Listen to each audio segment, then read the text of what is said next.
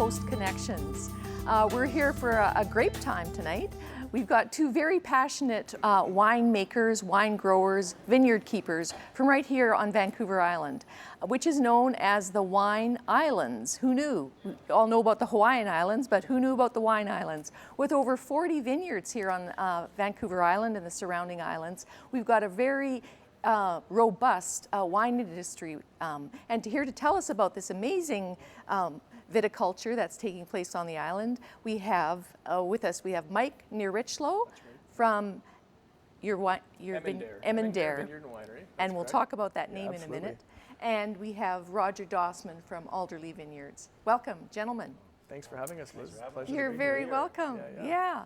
And I think a lot of people don't realize just how many vineyards we have here on the island. Absolutely. Yeah. Yeah, it's an exciting new frontier over here on Vancouver Island. We kind of like to call it the Wild West, where we all get to be part of this new initiative here on the island, where we're really showcasing what we can produce, the plethora we can produce here, the abundance. When people think of BC wines, they always think of the Okanagan, which has about 85% of the vineyards in the province. But the coastal region here, we've got about 7% of the market. Yeah, absolutely. And there's also some emerging markets happening in our province as well. I was surprised to learn that even as far north as Prince George, they're also getting into winemaking there. And it must be the ice wine they're going to specialize Something like in that. up Who there. knows? Yeah. Yeah.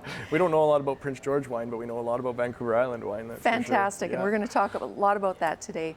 And it's really nice to have both of you here because we have sort of both generations represented. Now, Roger, you've been a viticulturist, a wine grower here on the island since 1992, I believe? 92, yes. We're 25 years. Yeah, Nancy and I are refugees from the Lower Mainland. And we decided in the late 1980s we needed a career change and always wanted to move out of Vancouver.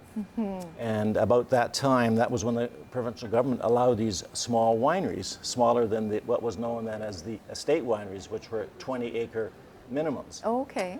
So now we're allowed wineries with, I think, a 5-acre minimum, and that was sort of the impetus for the island wine industry, and quite a bit of it in the Okanagan as well.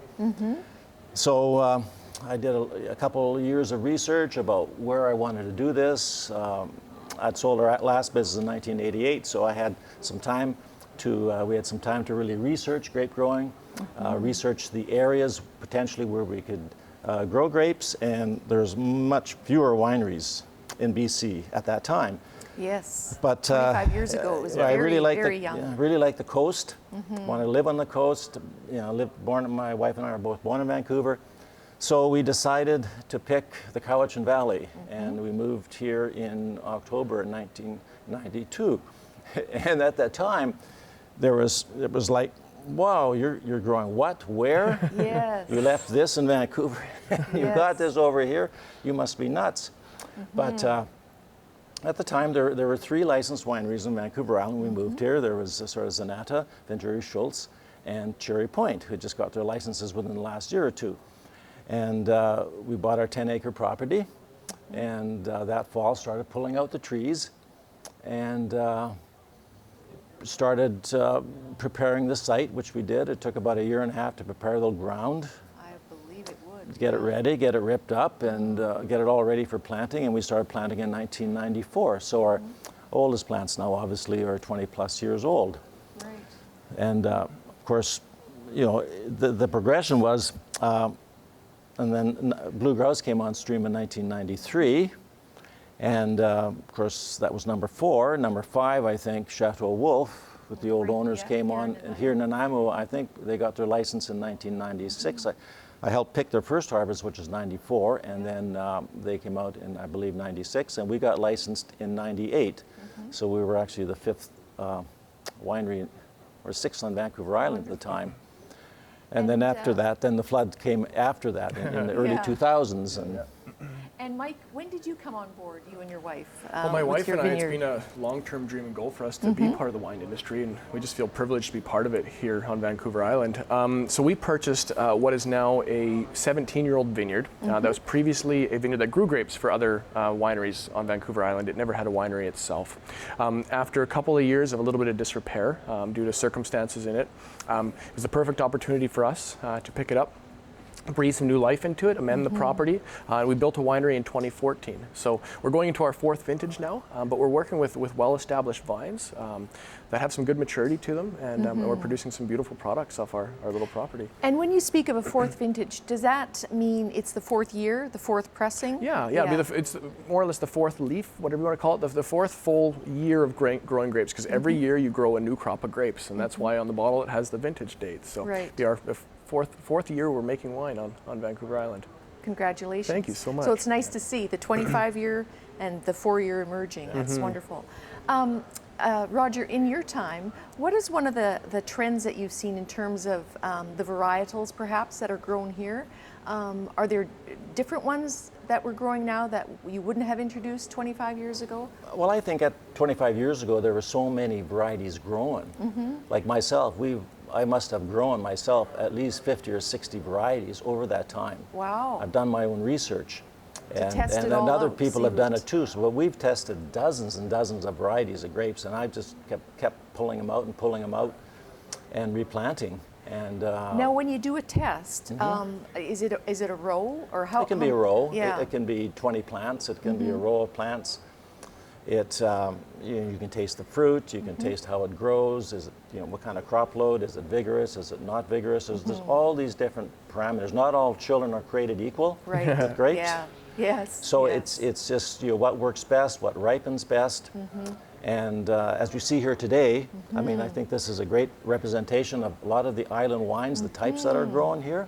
We have some dramatic varieties that are sort of a no-brainer here. The Ortegas, the Bacchuses, the earlier ripened German varieties. They're I think very well suited. We see some of the Pinot Gris and Pinot Noirs here. There's a few of those. The Pinot family, another relatively early ripening in the world of grapes, and they've done well. And a few of the hybrids have emerged and have done very well on Vancouver Island, and Averill Creek Cab Foch is one of them. Yeah. And there's a number of other varieties, like we see Gewürztraminer, and we see on Mike's we have a blend of Ziegeriebe and Gewürztraminer. So, wow, quite a wide variety of... And what's really nice about them, I really like the flavors of these wines. And I think it's really, these reflect, if you tasted these wines, you would see a distinct Vancouver Island style. That is nice, freshy fruit, nice intensity, nice mid-palate, really good to go with our island food, seafood. We're an island, we're surrounded by water, a lot of seafood. And these wines, with their structure and acidity, go really well with those foods. Yeah. So one of my most interesting things with wine, especially talking grape variety, they tend to reflect. We often talk. You'll hear that fancy word in wine thrown around, terroir, right? Or it's a word that really means, it's a French word for sense of place. And what I love, especially about Vancouver Island wine, and what drew us here, but just like any other region, the flavor profiles of the wine pair with the food of the region. They're similar to the climate of that region. They're similar to that personality. So I think of the varieties of Vancouver Island wine as they're light, fresh, they're crisp, they're clean, they're easygoing. So when you get off the ferry and you land on Vancouver Island, the first thing anybody does is they go, yes, I'm on the island. Yeah. Our wines reflect that. It's just like, they're juicy, they're easy to drink, they're very approachable, they're incredible with food, and we have such a bountiful area for local grown food here, and they work incredibly well with it. So they reflect the place they're from. We've got this not a hot growing season, not a hot growing area. We're a nice warm, long growing season and area. So you find varieties that work well in that. When you have this long growing season, you start to really show off the intricacies of the variety or the complexities of the varieties. So it's a very exciting place to be growing grapes. Wonderful. They don't ripen quickly. No. Yeah. And slow ripening always gives a better flavor. Another thing, we're on the topic of wine. A lot of these wines, I think, now they're lower alcohols and get the same nice flavor with lower alcohol, which I think is really neat today. Yeah. You can linger longer over a glass or two of wine without feeling the effects as much. The point of making wine is that really absolutely nothing to do with the alcohol in the bottle. It has to do with the balance of all the different things working together: the alcohol, the flavor, the acidities, the different complexities that come through in that bottle. All those things have to kind of exist together in balance. Yeah, and that's where you get your wonderful flavors from. Yes. Yeah. Now, gentlemen, we just came through a bit rather harsh winter. I think most snow since 1946 here on Vancouver Island, Yeah. which is quite a record. Roger, how did that fare in the vineyards? Like, was that a good thing or bad That's thing? a good thing. Is it a good thing? Actually, it was a very good thing. This was a very good year for the grapes. Tell us why. Well, because when we get a lot of temperatures at minus, say, 5 to 10 range, it puts this grape to sleep properly. And if we don't get that, it can actually, when you prune, it can be bleeding all year. Every month of the winter, it can bleed. So, and then it could lead to maybe disease or fungal stuff going on. But this year, the plants went totally dormant, which is great. Minus 10 is just, they're just fine, and that's what you really, really like about it. So it was a perfect year that way. Now, if it got colder, like in some climates to minus 25, 2025, some of these varieties would have a problem.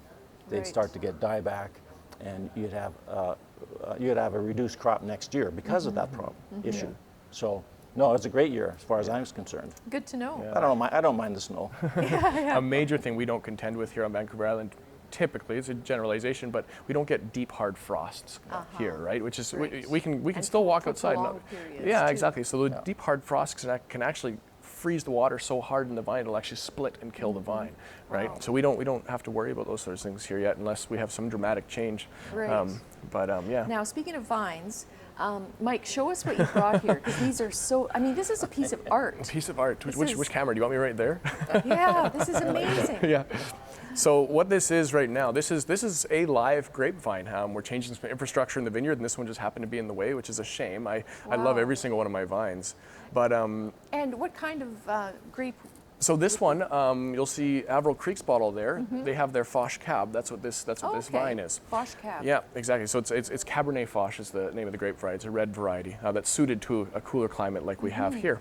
But what happens is most of the year you see when you walk through a vineyard, you've got the trunk of the vine coming out of the ground. Yes. And then you've got these long runners that go along the wires. Sort of sideways. Yeah, and all the canopy grows up off that. So when Okay. we prune Okay, it to yeah. two shoots. Tied like this. Yeah, we tie this down, and then every single one of these little buds is going to shoot that new shoot up through the canopy. Wow. And that's how we create our infrastructure. And that's how we prune back to nurture each vine, because we only want to allow so many buds per vine. Because you don't want to make the vine work too hard. You don't want to make it push too much fruit, but you also don't want to make it push too little fruit. The vine, just like the wine, has to function in balance. And if it's not functioning in balance, if the roots don't have enough energy to support the fruit, then you're compromising the quality of what you're producing off that vine. And one of the reasons we prune is grapes are only fruitful on 1-year-old wood. I did not know So if that. you get a sucker growing off the old trunk, it'll grow like crazy, but won't give you any fruit. Yeah, that's exactly right. So these are the fruitful buds for this year. If Mike didn't give it the death sentence, yeah, exactly. Yeah. so the plant got in the way. But Yeah. so this 1-year-old, it's 1-year-old wood. This grew last year. Yeah.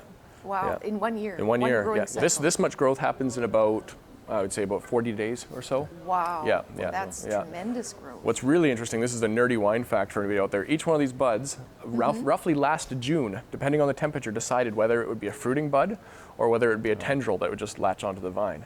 So that's very important that the previous year, the middle of summer months, June in particular, if it's warm, it's going to help determine your crop for the next year. Wow. Yeah. Grapes are on a 2-year cycle. Yeah. 2-year cycle. Tell for me about that. fruitfulness. Well, this fruit in here was formed last year. Okay. Yeah. As this shoot grew up, depending how much sun it got, Yeah. Okay. heat and sunlight. Yeah. Yeah. Vines The are sunlight very, triggers the fruit.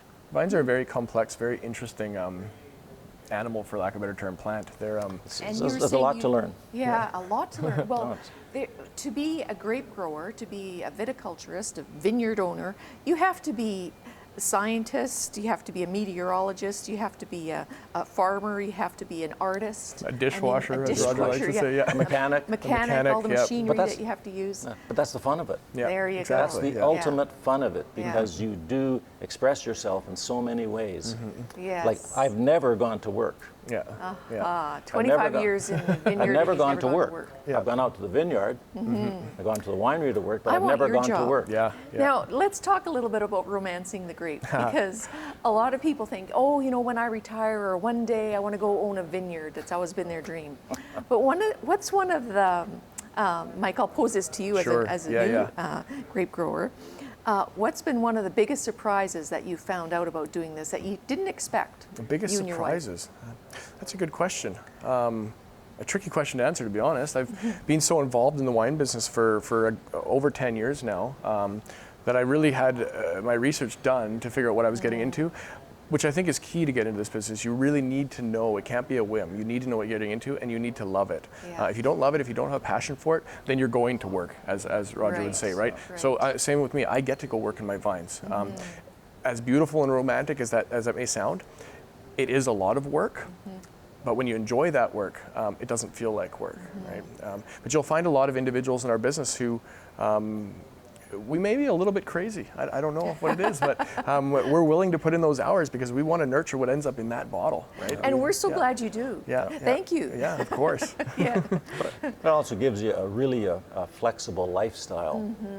If you have to do something, you know, if you have to do something in the vineyard or you have to do something in the winery, it's not, oh gee, it's Friday at 4 o'clock, I've got to stop. I'll come back Monday. Right. Well, that doesn't work. Right. Okay, well I'll work Saturday, but and then I'll go for lunch on Tuesday. You know. Yes. So it does give you a lot of flexibility in your time, and that's part of the package of the fun of doing the whole process. Yes. But you must like it first. You must enjoy vines, grape growing, winemaking, And your vineyard is your cathedral. You're out there in nature and, you know, all seasons. pretty peaceful. That's why you both look so darn healthy. It's because the sun was shining today. We got a little bit of sun. We got a little bit of tan in the vines today already. It was sun. nice. Yeah. Yeah. So So nice. it's a pretty nice. Doing it correctly, I think what Mike is doing and what we've done. Yeah. It's a pretty nice Mike, life. what's the busiest time of year for a wine Busiest grower? time of year. Well, I'll Season. counter that with kind of the slowest time of year, which is nice, is we're just coming out of it. Okay. We're pruning right now and everything, but you're kind of your November, December, January, you get to breathe. I wouldn't call it a slow time of year, but you get to breathe.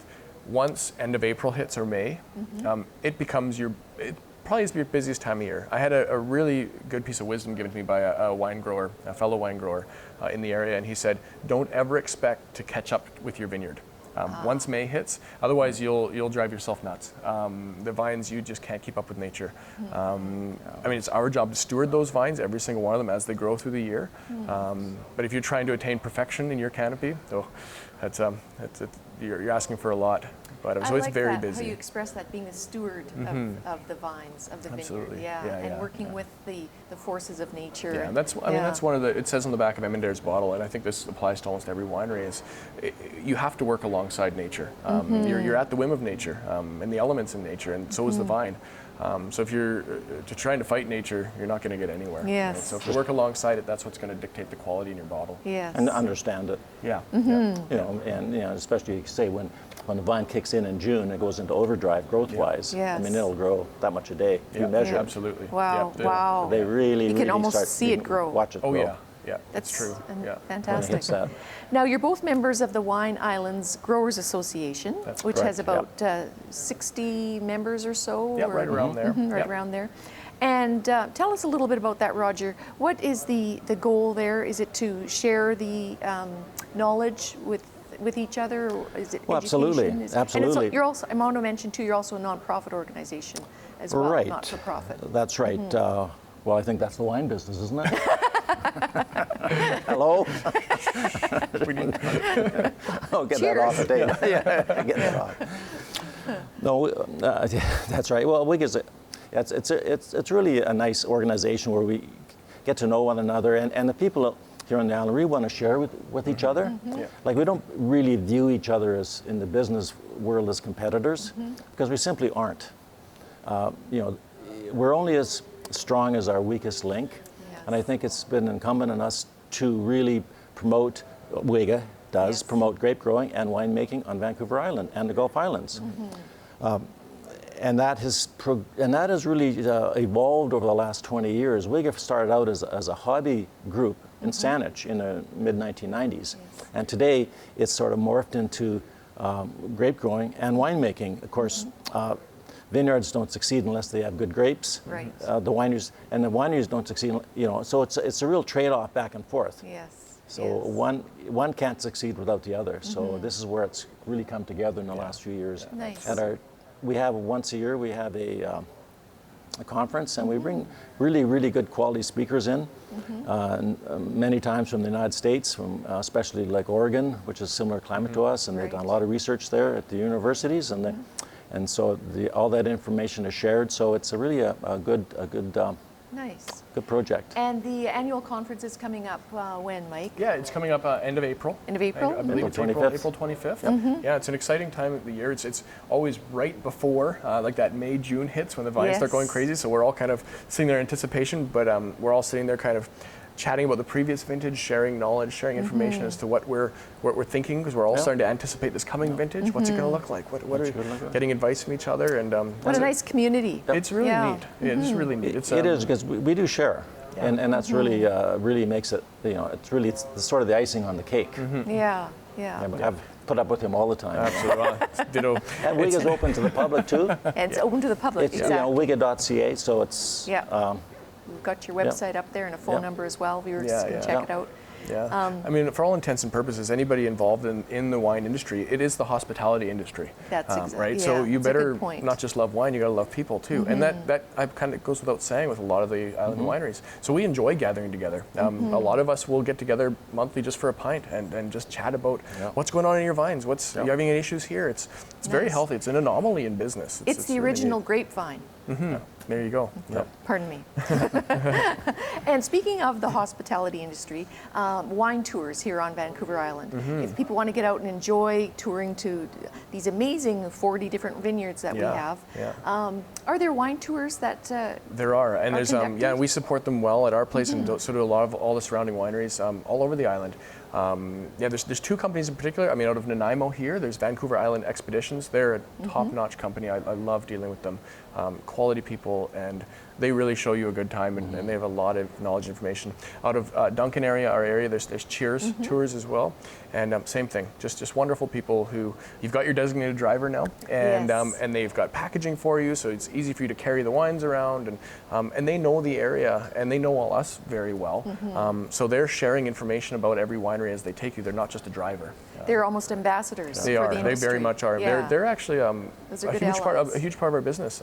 We do a lot of business because of them. That's good to know. And And I like how, encouraging people to drink responsibly as well course, yeah. is a very good thing that you're promoting. and sort of the best time for touring, and sometimes that question comes up, when is the best time? When is the best time, The best time to touring, to get most of the wines, the different wines, would certainly be sort of May, June, earlier in the summer. The best times to see the vineyard is definitely in September. When the fruit's on, it's changed color, it looks great. You got all these leaves, the spectacular. canopy's Full of green, life. and it's just Those are the you're romantic anticipating ones. getting ready for the harvest. But unfortunately, many of these wines by that time are sold out. Yeah, we are a small industry here on the island. It's growing rapidly, but Go early. Yeah. Go early. So Like me, I like to cook with wine, but it's mostly to get rid of my fear of cooking. I like that. I'm going to use that. We have a saying that I read in a fantastic book, but wine is not a luxury. Wine is a grocery. Wine is a grocery. there you go. Yeah. And I mean, even Jesus, he used Exactly, the yeah. original. Winemaker, He turned the water man. into wine. Yeah, We're just exactly. following his example. Exactly. Yep. Yeah. Now, this gorgeous vine here, just to show us the difference between these two here. This vine here, Mike, is how old? So this vine is about 7 or 8 years old. Okay. Yeah, and this one here, this is a 45-year-old grapevine. 45. So it's seen a few years under its belt. If it could talk, I'm sure it had some stories for us of what it's been through. But a vine like this would be giving you such interesting, complex, mature fruit flavors. The older a vine gets, the more interesting the wine it really is going to make over time. Yeah. And it's still even giving after it's been done, because it's such a beautiful piece There's of something art. so beautiful about this, hey? Yes, Yeah. And yes. without this, we wouldn't have that. Right? Exactly. Yeah, it's from the earth. Vine From is the earth, it's exactly. From the earth. Let's talk a bit about some of the lyrical names that people give their wines. There's so many really cool names out there. Let's talk about the two of you, though. Alderlea Roger, how did you come to name your vineyard and your? Alderlea Vineyards. Well, as the story goes, Alderlea was the first name of Duncan. Oh, Yeah. did not know that. It was the village of Alderlea until, as the story goes, in 1911, Yeah. somebody named Robert Duncan built a train station, and the train stopped there, the early E&N Railway, and of course now it became Duncan's Crossing, so Wow. it became the town of Duncan. Yeah. Wow. Yeah, exactly. So, it's a fitting name. It I is like a It's a fitting very name. fitting name. Yes. Alderlea. but Very I'd rather pretty have name. Alderlea, but Yeah. And Mike, how about yours? So Emandare, I'll try to give you guys the short version. Yeah, but so you've got about a minute my and a name is half. Mike, as you guys know. My wife's name is Robin. Our initials are Emandare. So we Oh, phonetically spelled it clever. out. We wanted to come up with a word that we could brand. So when people think Emandare, they think this place, these wines. Every other rock, tree, stone, bird, creek has been taken. That's what we thought we named it anyway, until an Italian consumer came into our tasting room and said, "I've been wanting to try Emandare." Oh, And we okay. thought we had done our due diligence, but one syllable different. It's got Latin roots, and it's an Italian word. In Latin, it means to restore, and in Yes. Italian, it means to amend, repair, and to perfect. So we got chills that day, and we thought, okay, you know what? I think we're on the right Pretty path. good. How synchronistic, because that's Yeah. exactly what you did with your new Yeah. vineyard when you moved in. No, here. we've got story after story of this journey we've been on, and we'd Wow. love for people like yourself to come by, and we could share more with you. Thank you, and thank you for giving us just a glimpse today of the amazing world of growing grapes and sharing your passion. It's palpable how you fellas really care about what you're doing out there, and it makes me want to get out there and visit all the different wineries and Yep. support the industry as well. So thank you so much. Of course, Liz, Oh, it's you're our very pleasure. welcome. Thank you. We'll Great look to forward be to here. seeing you in another season. Okay. Thank you. Great. Okay. And thank you for joining us today on Coast Connections. And if you have any ideas for topics that you'd like to see featured on the show, please contact Annette Lucas at the email on the screen. And we'll see you next time on another edition of Coast Connections. Thank you.